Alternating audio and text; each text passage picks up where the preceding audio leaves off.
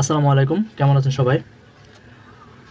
ইতিহাস কথনের আজকের পর্বে আলোচনা করব ওয়ারশ মিলিটারি অ্যালায়েন্স, অর্থাৎ ওয়ারশ মিলিটারি ট্রিটি অর্গানাইজেশন, যেটা গঠিত হয়েছিল তৎকালীন যে ন্যাটো গঠিত হয়েছিল সমাজতন্ত্রের বিপক্ষে গিয়ে।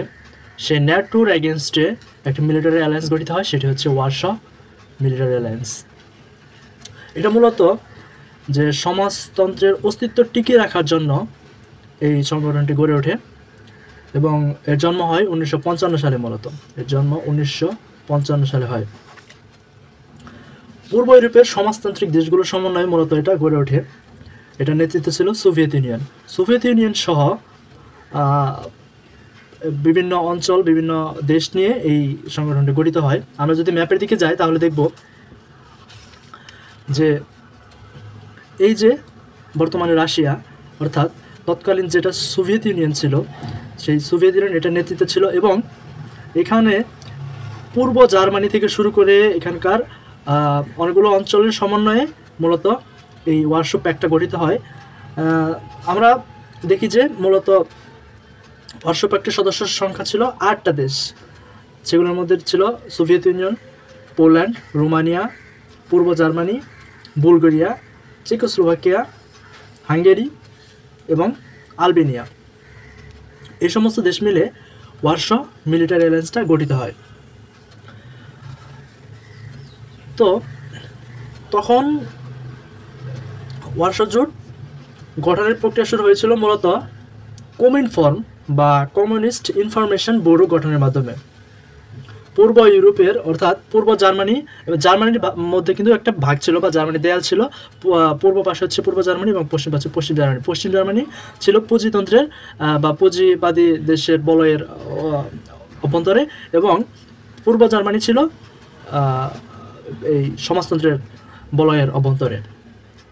এবং দেখা গেছে এই বিরোধের কারণেই কিন্তু তখন জার্মানির মধ্যে একটা বিভেদ সৃষ্টি হয় পশ্চিম জার্মানি এবং পূর্ব জার্মানির মধ্যে।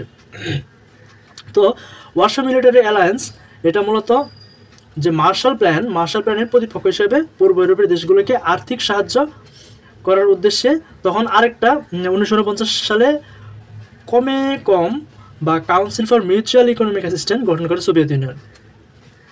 এবং এর মধ্যে আমরা জানি যে ওয়ারশ মিলিটারি প্যাক্ট এই সময় সোভিয়েত ইউনিয়নের নেতৃত্বে ছিলেন ব্রেজনেভ। তো ব্রেজনেভের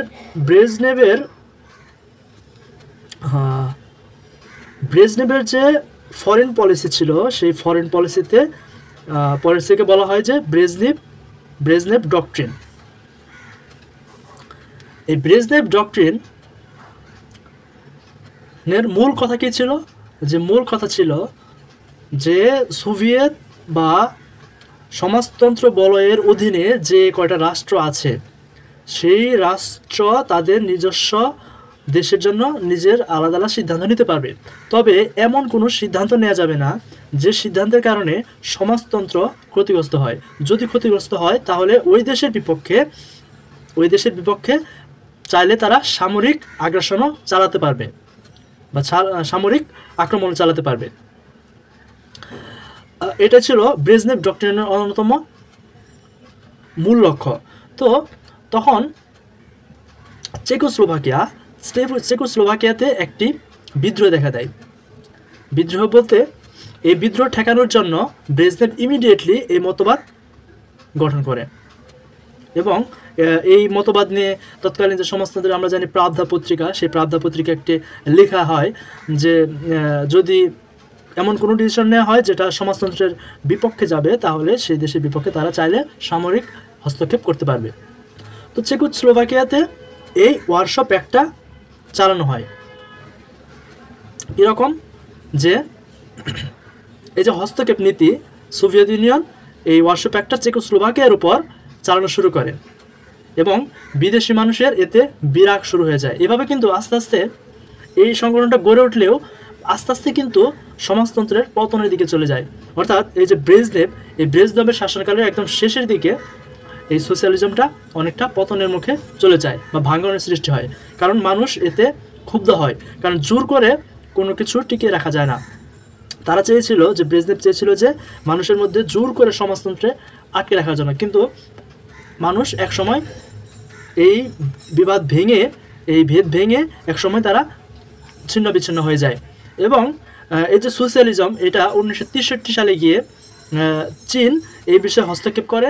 তাহলে চীন বলতে শুরু করে যে এটা একটি সোশ্যাল ইম্পেরিয়ালিজম, এবং এরপর থেকে সোশ্যালিজম দুই ভাগে বিভক্ত হয়ে যায়। একটা হচ্ছে চীনপন্থী, আরেকটা হচ্ছে রাশিয়াপন্থী।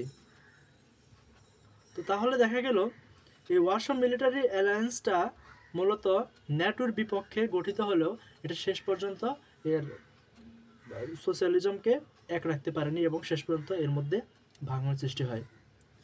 তো ধন্যবাদ সবাইকে, ভালো থাকবেন, আসসালামু আলাইকুম।